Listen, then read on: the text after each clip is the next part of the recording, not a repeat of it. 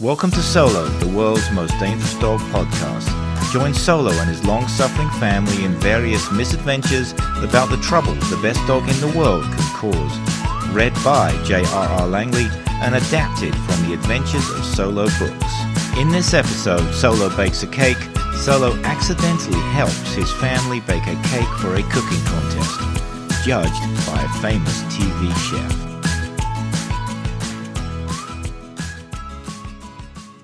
It was well known to the family that Solo had a sweet tooth. Should they leave anything sweet lying around, chances are Solo would find it.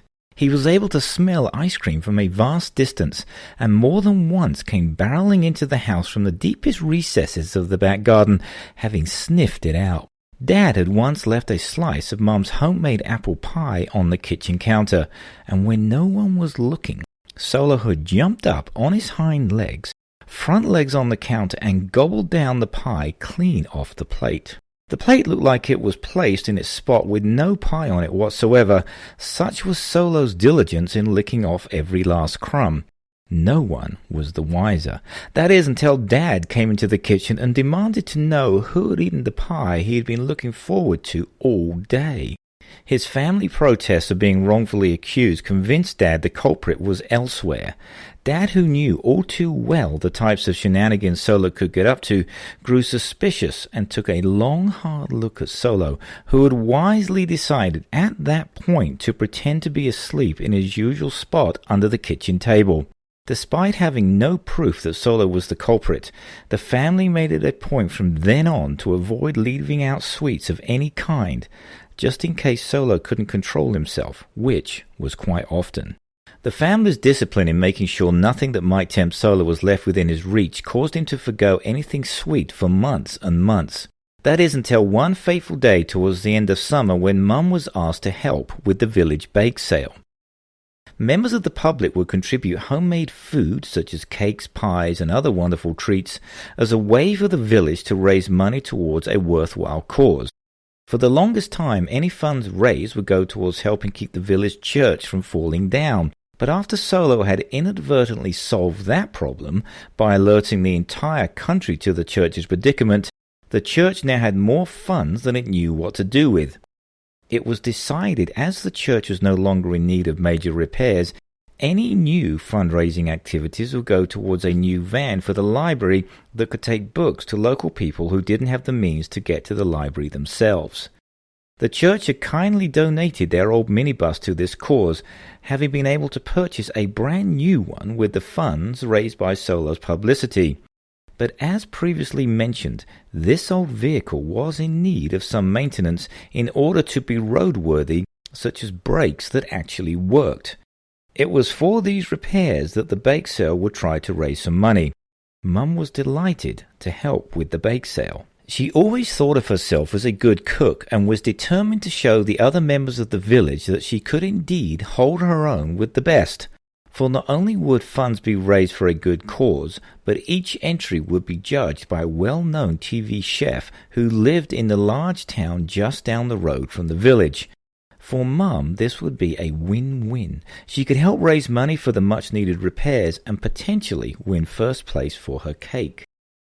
Even though the bake sale and contest were not for a few weeks, Mum decided to get into the challenge by refining her recipes.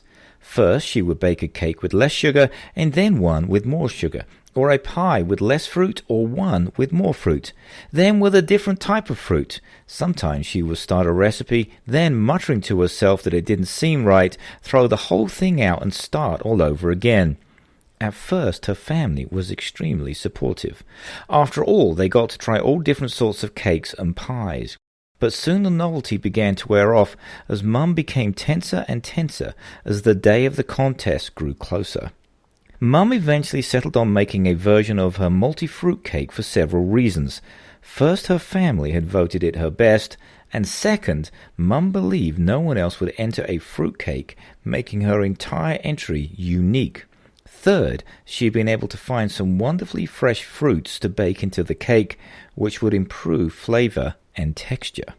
Mum felt her creation had a very good chance of winning, and even though there would be some prestige should she win, she reminded herself that the main reason for baking the cake was to raise some money. Still, she couldn't help but smile to herself at the thought of being photographed with the great TV chef, as he named her the grand prize winner.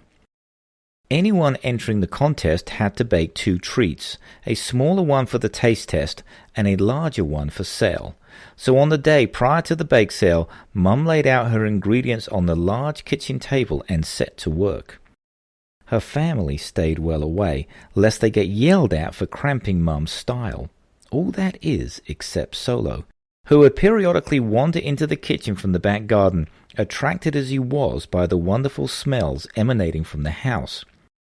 He would then take up his usual position directly under the table, which had become Mum's workspace.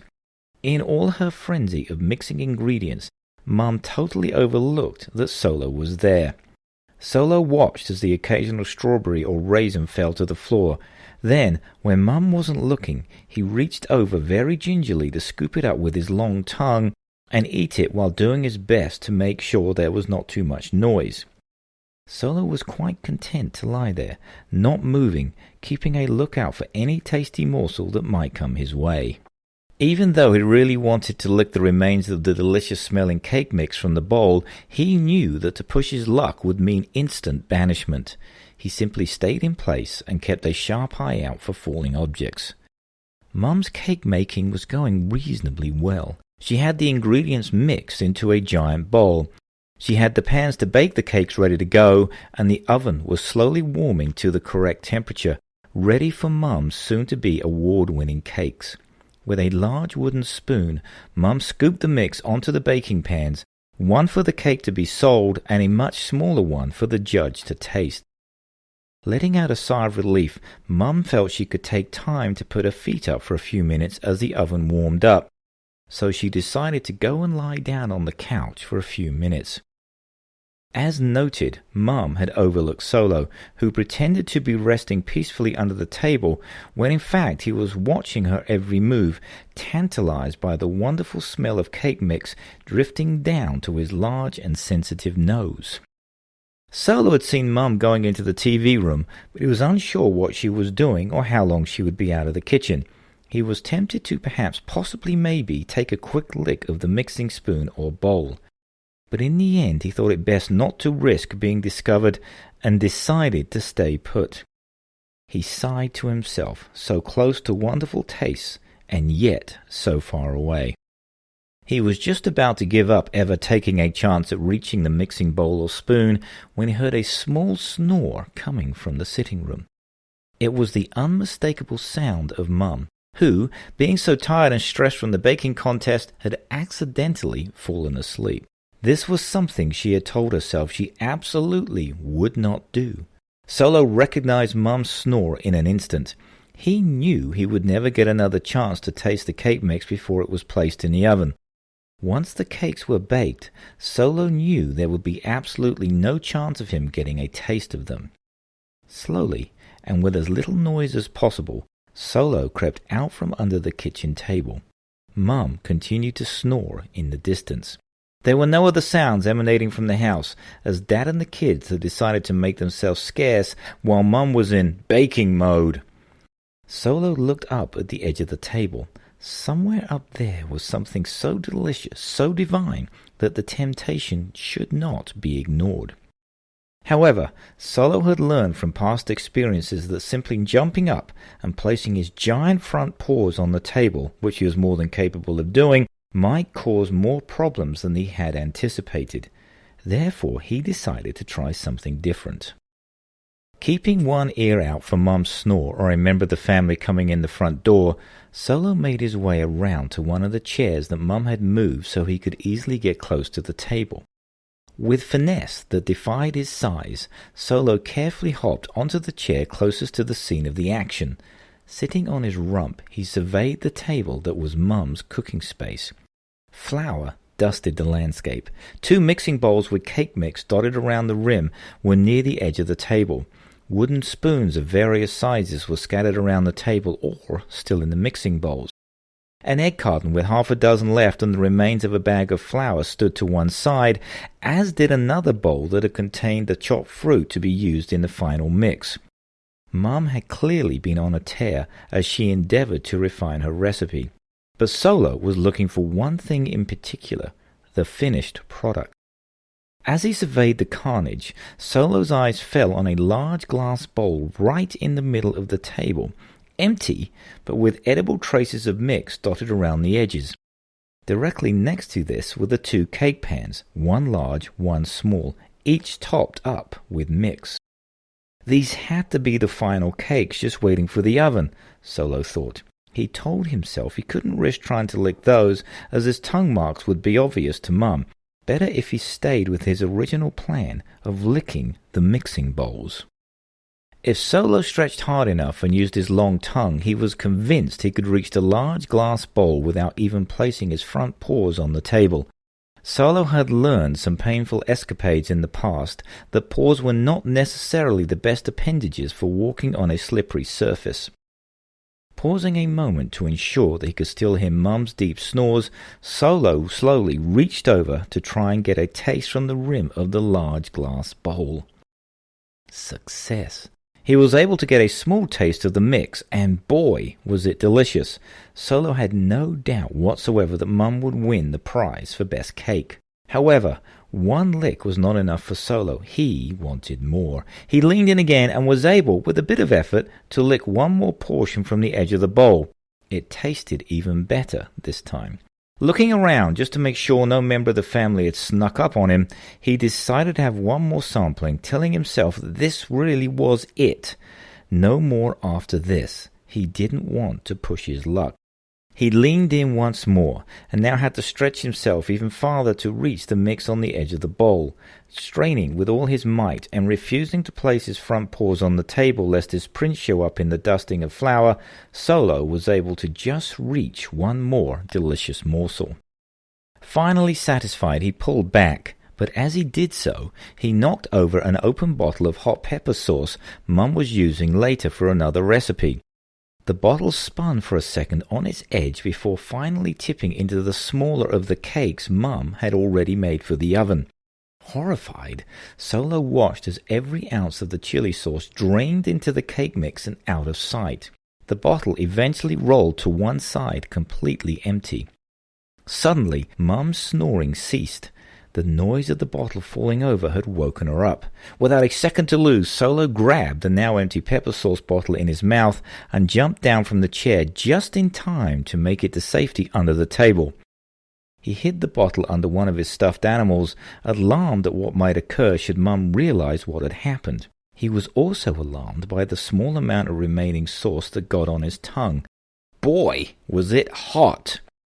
Solo ran to his bowl and drained it in one sitting, then, quick as a flash, lay down in his usual spot on his dog bed under the kitchen table with a look of sweet innocence on his face, just in case.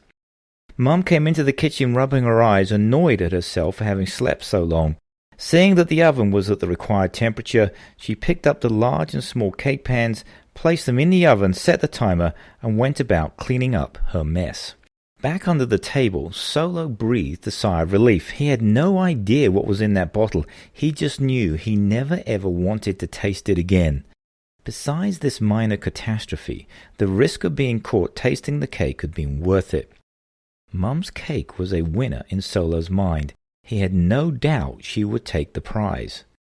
Later, when Mum went to change out of her cooking clothes, Solo took the opportunity to bury the empty bottle in his secret spot in the back garden.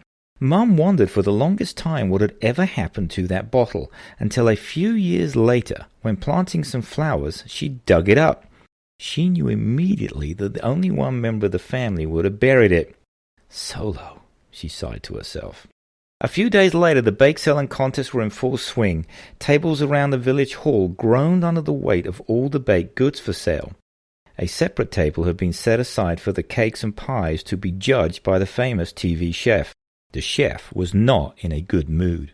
Here he was, the most famous TV cook in the country, being forced to judge a range of pies and cakes for a tiny village that no one had ever heard of for a cause that no one cared about. This, he felt, was beneath his dignity.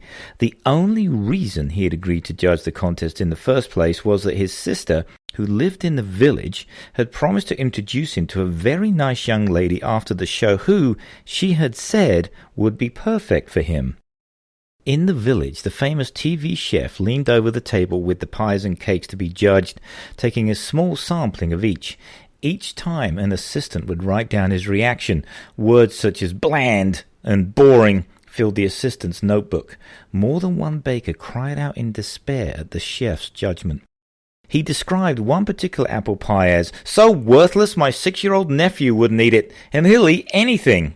The baker behind that pie left the hall in tears and spent the rest of the day refusing to come out of the bedroom despite her husband's pleading. The baker yelled back through the door that they'd have to move due to the shame that had now been thrust upon her.